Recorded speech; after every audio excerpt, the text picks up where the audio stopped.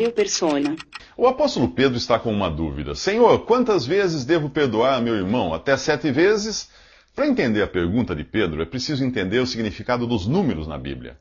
O número 1, obviamente, significa unidade. 2 é o número de testemunhas necessárias em qualquer coisa.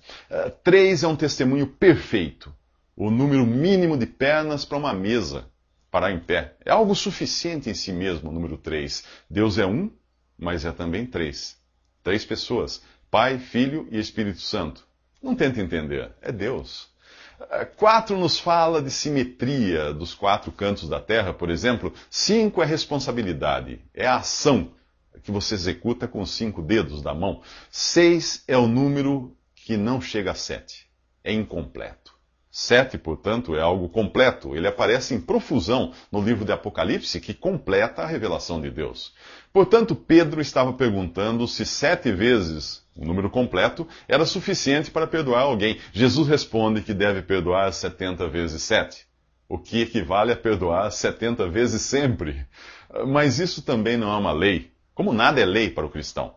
No Antigo Testamento, Deus deu 10 mandamentos e centenas de preceitos que só serviram para provar que somos incapazes de atingir as expectativas de santidade exigidas por Deus. Então Deus revelou a sua graça ao nos perdoar incondicionalmente. Ok, você dirá que é injusto perdoar alguém sem uma reparação, sem que pague pelo que fez. Correto. E foi isso que Jesus veio fazer. Veio pagar pelos pecados do pecador, que é incapaz de pagar. Para que agora o perdão pudesse ser gratuito.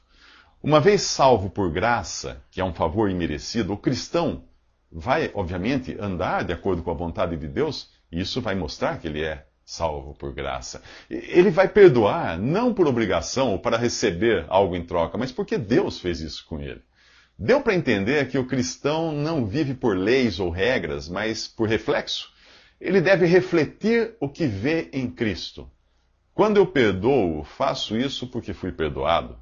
Quando dou algo a alguém, eu faço isso porque Jesus abriu mão de tudo por mim. Quando amo, é porque eu fui absurdamente amado. Não há nada que eu possa fazer para Deus me amar mais. E coisa alguma poderia fazer Ele me amar menos.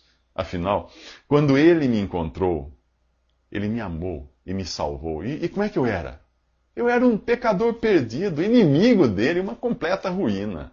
Você não será perdoado por amar muito a Deus. Você só pode ser perdoado por ser muito amado por Ele. Sua dívida é impossível de você pagar com seus próprios meios, como a dívida do servo da história dos próximos 3 minutos. No capítulo 18 de Mateus, Jesus compara o reino dos céus a um rei cujo servo lhe deve 10.000 talentos. 10.000 talentos são 350 toneladas. Se for de prata, são 120 milhões de dólares. Se for de ouro, 8 bilhões e meio. Jesus quis mostrar que a dívida era impagável. O rei ordena que o servo, sua mulher e seus filhos sejam vendidos como escravos, mas o servo implora por paciência e o rei, movido de compaixão, cancela toda a sua dívida e o perdoa.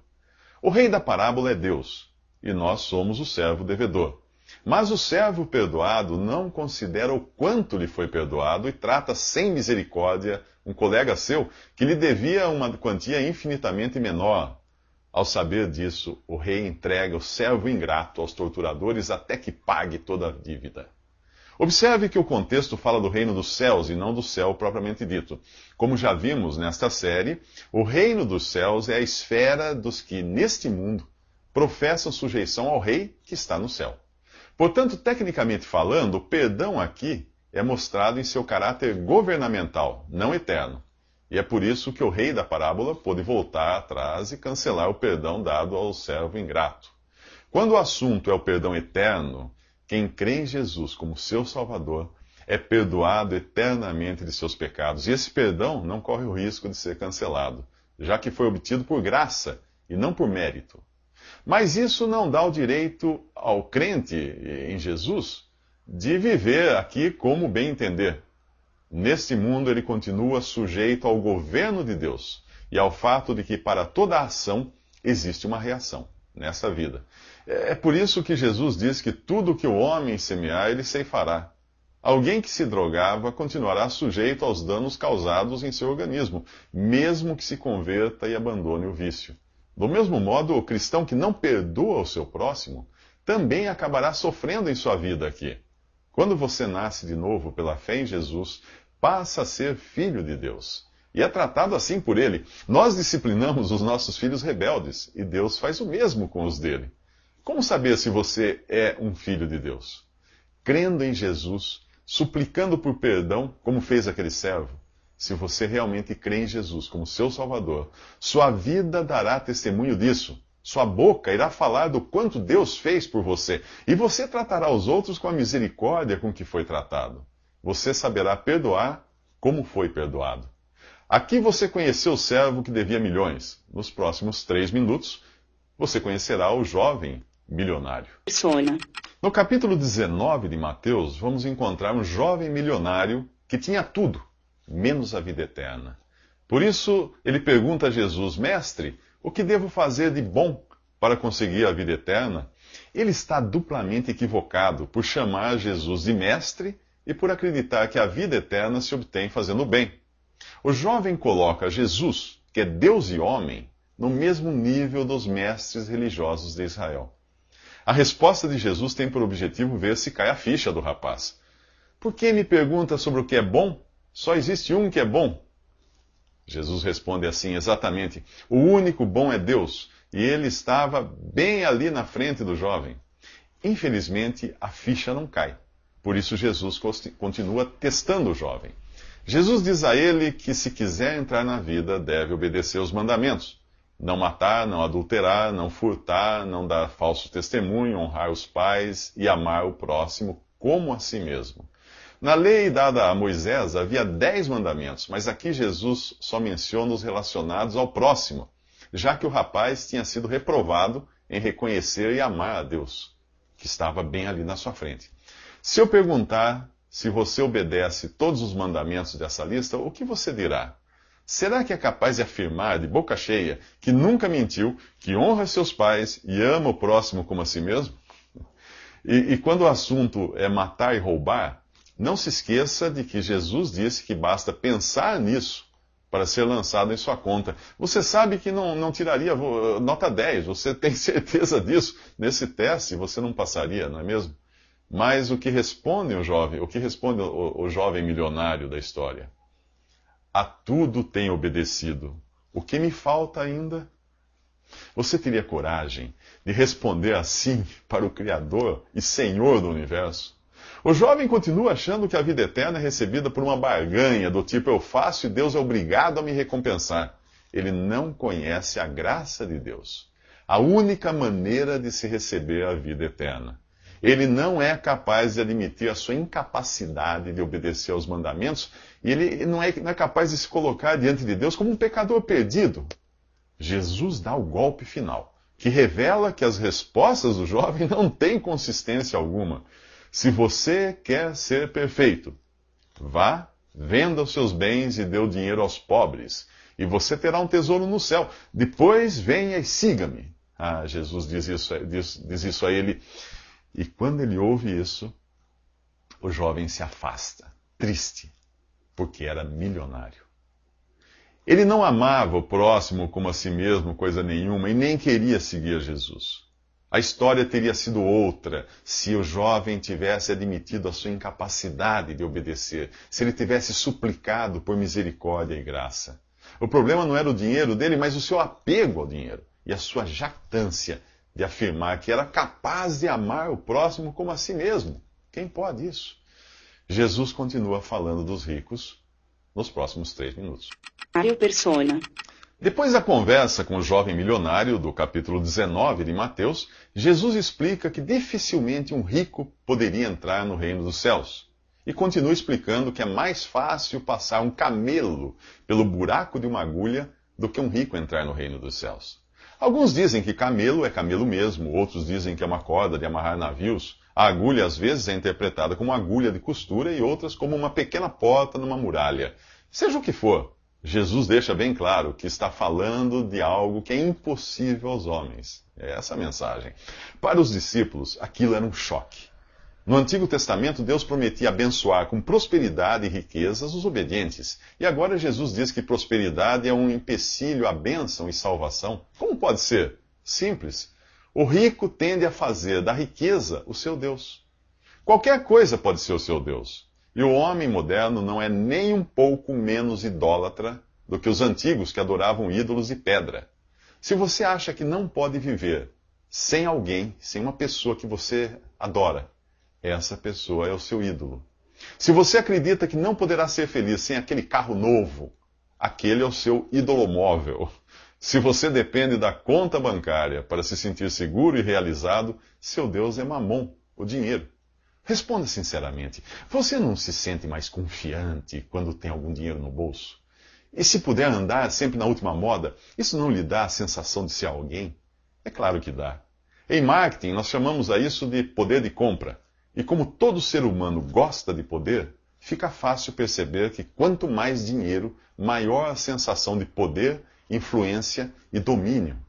Mas é bom entender também que riqueza alguma tem valor em si mesma. Somos nós que atribuímos valor à prata e ao ouro. Alguns valorizam tanto a pobreza que isso acaba se transformando na sua riqueza e passam a olhar com desdém os ricos. Você deve conhecer alguém que se acha melhor do que os ricos só por ser pobre. Preste atenção, qualquer coisa, seja riqueza ou pobreza, saúde ou doença, força ou fraqueza, qualquer coisa que lhe dê a sensação de ser alguém, essa coisa é o seu Deus.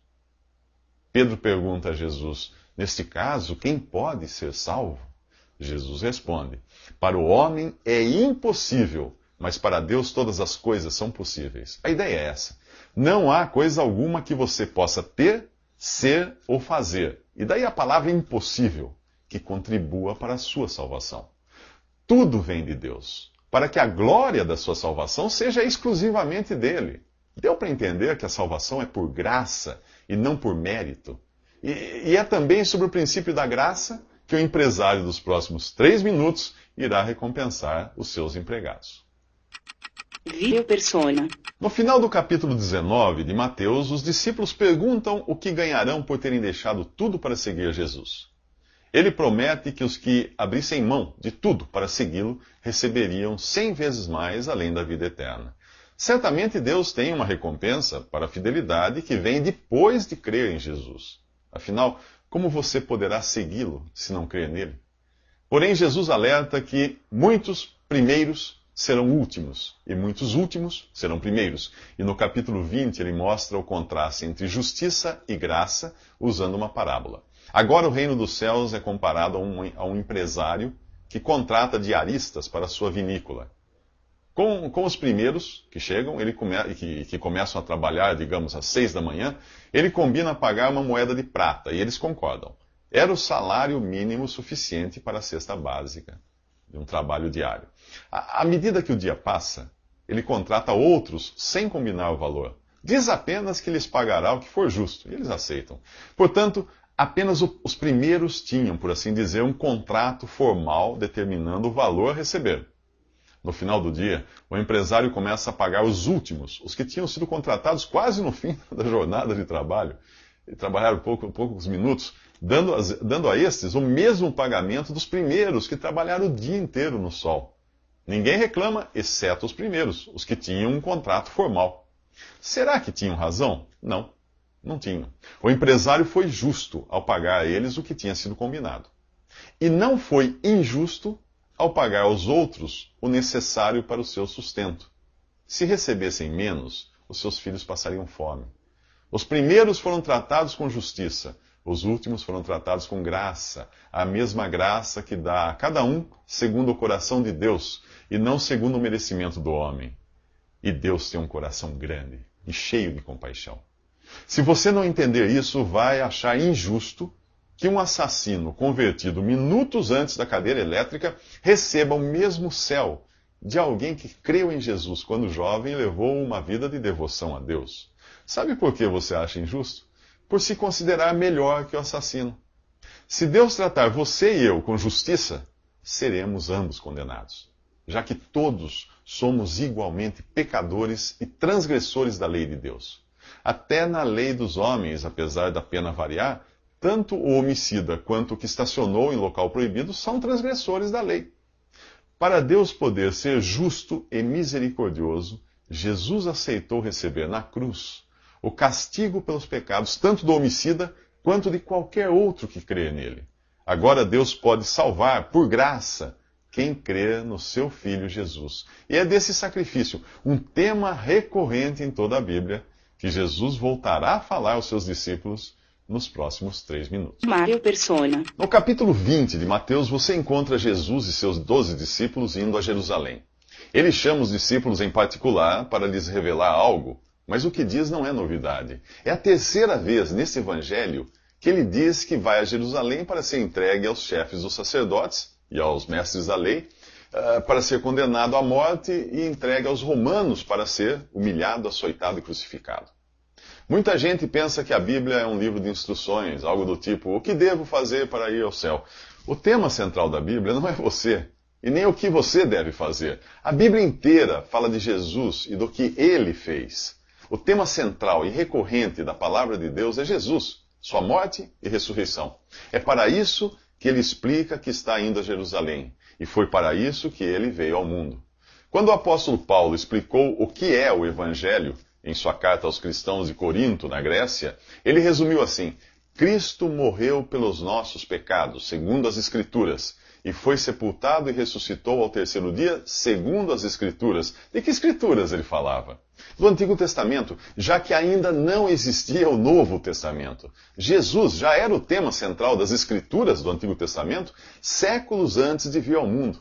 É de Jesus em sua morte que fala cada sacrifício de animal inocente encontrado no Antigo Testamento. Começando pelo primeiro, Deus sacrificando um animal para com a sua pele cobrir o pecado de Adão e Eva. Veja os Salmos, por exemplo. Muita gente lê os Salmos como se fosse um livro de orações, um livro devocional, um livro motivacional até. Mas o texto assume uma nova perspectiva quando é lido como a expressão dos sentimentos, sofrimentos e glórias de Jesus. O Salmo 23, aquele que diz, o Senhor é meu pastor, nada me faltará, só existe porque antes vem o Salmo 22, que diz, meu Deus, por que me abandonaste? Sou motivo de zombaria e objeto de desprezo do povo. Lançam insultos contra mim, a minha língua gruda no céu da boca, homens maus me cercaram, traspassaram minhas mãos e meus pés, sortearam as minhas vestes. Sim, é Jesus dizendo isso 1000 anos antes de vir ao mundo. O que a morte e ressurreição de Jesus significam para você? Será que isso é a coisa mais importante do mundo para você? Tomara que sim, pois pelo jeito os discípulos não davam a mínima para isso, pelo menos a essa altura dos acontecimentos. Nem bem acabam de ouvir Jesus anunciar sua própria morte, e eles já estão preocupados em saber quem ocupará as melhores posições no reino de Jesus. Não acredita? Então veja nos próximos 3 minutos. Na continuação do capítulo 20 de Mateus, encontramos a mãe de Tiago e de João pedindo a Jesus um lugar para seus filhos à direita e à esquerda de Jesus no seu reino. Jesus diz que eles não fazem ideia do que estão pedindo. Vocês podem beber o cálice que eu vou beber? Pergunta ele, referindo-se ao seu martírio iminente. Os dois respondem que sim, mal sabendo eles que realmente seriam martirizados. Jesus sabia que Tiago sofreria a morte de um mártir e João levaria a vida de um mártir, exilado na ilha de Patmos. Os outros discípulos ficam indignados, provavelmente porque Tiago e João foram mais rápidos em requisitar uma posição. Da primeira vez que Jesus anunciou a sua morte, e essa agora é a terceira vez, da primeira vez Pedro o interpelou dizendo que isso jamais aconteceria. Da segunda vez, os discípulos estavam mais interessados em saber quem seria o maior no reino. Agora eles estão preocupados com as posições que irão ocupar no reino. Assim é o ser humano, ignorante, indiferente aos pensamentos de Deus. A menos que você tenha o Espírito Santo de Deus habitando em você, o que é recebido pela fé em Jesus, os seus pensamentos nunca serão os pensamentos de Deus. Para responder às pretensões de poder e domínio dos discípulos, Jesus aponta para si mesmo, aquele que não veio visando receber coisa alguma, mas dá o que tinha de mais precioso à sua vida. Ao contrário do que acontece no mundo, para Deus, as pessoas mais importantes não são as mais poderosas, não são as que estão no topo da pirâmide, onde todos querem estar. Para Deus, o importante é quem está na base.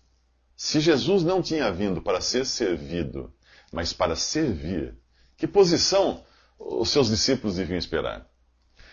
Como eu e você, os discípulos acreditavam que os mais fortes, inteligentes e poderosos são os que sobrevivem, vencem e dominam sobre os mais fracos. Na natureza pode até ser assim, mas nas coisas de Deus não. Ali estava um que era o contrário de tudo isso, um fraco e humilde servo de todos. Alguém que o mundo em breve veria como perdedor pendurado numa cruz. Jesus tinha vindo dar sua vida em resgate por muitos. Já pensou nisso? Um resgate é dado para libertar um prisioneiro. Se você acha que é livre, não vai dar valor nenhum a esse resgate. Mas se você se reconhece como alguém que precisa de libertação, porém acredita que ela seja obtida por seus próprios esforços, será que entendeu por que Jesus morreu? Observe também que esse resgate é por muitos e não por todos. Isso mesmo. Muita gente vai ficar de fora e eu espero sinceramente que você não esteja entre esses. Nessa hora, é preferível até ser como os cegos dos próximos 3 minutos. No final do capítulo 20 de Mateus, Jesus sai de Jericó, seguido de uma grande multidão. E no caminho ele é abordado por 2 cegos. Ao ouvirem dizer que Jesus passava, eles imediatamente começaram a gritar: Senhor, filho de Davi, tem misericórdia de nós. Eles não perdem tempo.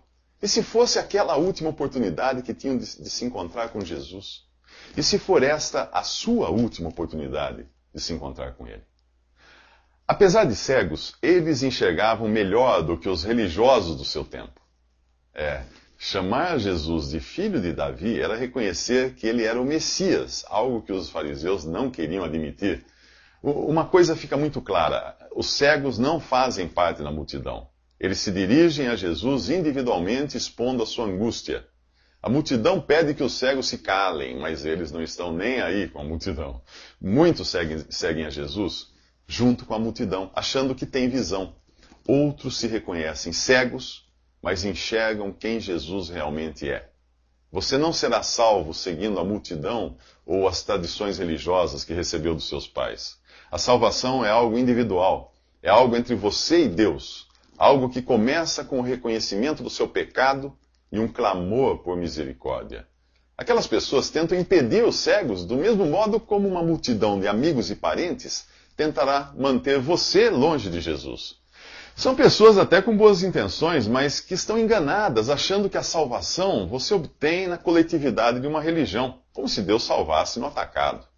Os cegos clamam por misericórdia e Jesus pergunta o que eles querem que ele lhes faça. A resposta vem sem rodeios. Queremos que abra nossos olhos. Nada de pompa ou discursos cheios de termos teológicos. Não, eles tampouco estão preocupados se aquele testemunho público de incapacidade e a confissão de quem Jesus realmente era poderia arranhar sua imagem. Eles não têm vergonha de saírem por aí atrás de Jesus clamando por misericórdia. E o que Jesus faz? Manda os cegos se tornarem membros de alguma igreja, pagarem o dízimo, algum carnê? Não. Ele simplesmente toca os seus olhos e imediatamente eles passam a enxergar. Você já foi tocado por Jesus? Você já teve os seus olhos da fé abertos para enxergar a beleza do Salvador e perceber o valor da sua morte na cruz como seu substituto? Os cegos curados agora seguem a Jesus. E os seus novos olhos terão a oportunidade de ver a sua entrada triunfal em Jerusalém nos próximos 3 minutos. No capítulo 21 de Mateus, Jesus chega ao Monte das Oliveiras, nos arredores de Jerusalém, e manda que 2 discípulos sigam adiante, até encontrarem uma jumenta amarrada com um jumentinho ao seu lado.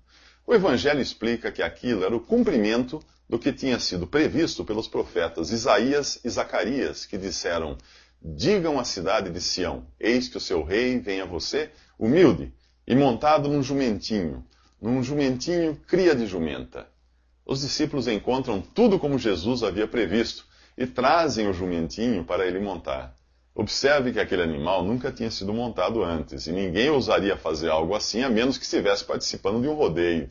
Mas Jesus não apenas sabia da existência do jumento e onde ele podia ser encontrado, como ele também tinha total controle de tudo. Afinal, amansar um jumento era fácil para quem era capaz de amansar o mar revolto, de curar cegos de nascença, de ressuscitar mortos. Quando você vê o poder que Jesus tinha sobre o tempo e o espaço, os elementos e as circunstâncias, os homens e os animais, aí você entende também que a sua morte na cruz não foi acidental, não foi um imprevisto. Jesus veio voluntariamente morrer na cruz como um sacrifício pelo pecado. Ele não foi um revolucionário qualquer que acabou martirizado, como se os seus planos de mudança do mundo tivessem sido frustrados pela ação do poder público, político e religioso. Não. Ao contrário, do início ao fim da sua jornada aqui, ele sempre esteve no total controle da situação e olhando para a conclusão da sua missão. Se ele quisesse, ele poderia até ter descido da cruz. Só que aí não poderia dizer, como disse, está consumado. Ele disse isso referindo-se à sua obra completa ali na cruz. Agora Jesus entra em Jerusalém, montado no jumentinho e é aclamado de modo triunfal pelas pessoas. As pessoas lançam ramos de árvores e vestes para forrarem o caminho do Messias, o filho de Davi. O povo reconhece a sua glória, clamando: Hosana ao filho de Davi, bendito o que vem em nome do Senhor. Hosana nas alturas. Em nenhum momento Jesus rejeita esse tratamento, demonstrando assim ser verdadeiramente o Messias esperado.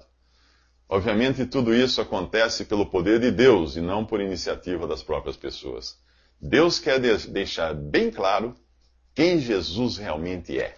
Quanto às pessoas, bem, em 5 dias, essas mesmas pessoas, nessa mesma cidade, nessas mesmas ruas, estarão gritando: crucifica-o, crucifica-o. E Jesus sabe disso. E decide visitar o templo, o lugar no qual Deus tinha colocado o seu nome e que era o único lugar onde um israelita podia adorar a Deus. Nos próximos 3 minutos você conhecerá o Templo de Jerusalém. Sona. Após libertar o povo de Israel da escravidão do Egito, Deus ordenou que construíssem um tabernáculo, uma tenda para ser o lugar de adoração em sua peregrinação pelo deserto. Aquela tenda portátil era o único lugar onde os israelitas deviam adorar a Deus. Quando o povo entrou na terra prometida, Deus ordenou a Salomão que construísse um lugar fixo de adoração, o templo em Jerusalém. Ali Deus colocou o seu nome, o que equivale a dizer que aquele lugar era a representação visível da presença de Deus. Estar ali era estar na presença do próprio Deus. Aquele era o único lugar do planeta reconhecido pelo nome de Deus, o único aprovado por ele. E se alguém construísse um templo ou um altar em qualquer outro lugar, estaria pecando. O templo que Jesus visita aqui nesse capítulo 21 de Mateus não é o mesmo que foi construído por Salomão. Aquele foi destruído depois em guerras. Trata-se aqui de uma reconstrução, mas que é endossada por Jesus por estar no único lugar que Deus estabeleceu para colocar o seu nome. Esse templo não existe mais também. E hoje, no seu lugar, o seu terreno é ocupado por uma mesquita. Portanto, em nossos dias, não existe um lugar físico de adoração que possa ser chamado de templo de Deus. Deus não ordenou a construção de nenhum outro templo. Lembre-se disso. O Antigo Testamento e os Evangelhos, também juntos, apresentam contrastes importantes quando você compara com as cartas dos apóstolos. Até o livro de Atos, antes do livro de Atos um pouco, Deus estava tratando com Israel. A partir do livro de Atos, inclusive, Deus passa a tratar com a igreja, o povo escolhido antes da fundação do mundo, e que é formado por todos os que são salvos pela fé em Jesus. Para Israel, veja o contraste, havia um lugar físico de adoração, o templo de Jerusalém. Para a igreja, não. Esse lugar não é físico, é onde 2 ou 3 são reunidos pelo Espírito Santo em nome de Jesus. Em Israel havia um clero de sacerdotes, alguns poucos privilegiados para entrar na presença de Deus. Na igreja não há clero. Todos são igualmente sacerdotes, com livre acesso à presença de Deus. Ninguém é maior, nem menor, nem melhor, nem pior. A lista de contrastes entre o Antigo Testamento e o Novo Testamento é interminável, mas já deu para você perceber que qualquer local físico de adoração ao qual se deu o nome de templo nos dias atuais, não passa de uma triste caricatura da adoração dos judeus. Qualquer designação de um clero ou de sacerdotes, idem. Qualquer nome que identifique os cristãos além do nome de Jesus é também uma afronta ao nome que está acima de todo nome. Aqui Jesus aparece antes da cruz. Portanto, dentro da ordem de coisas estabelecidas por Deus para os israelitas no Antigo Testamento.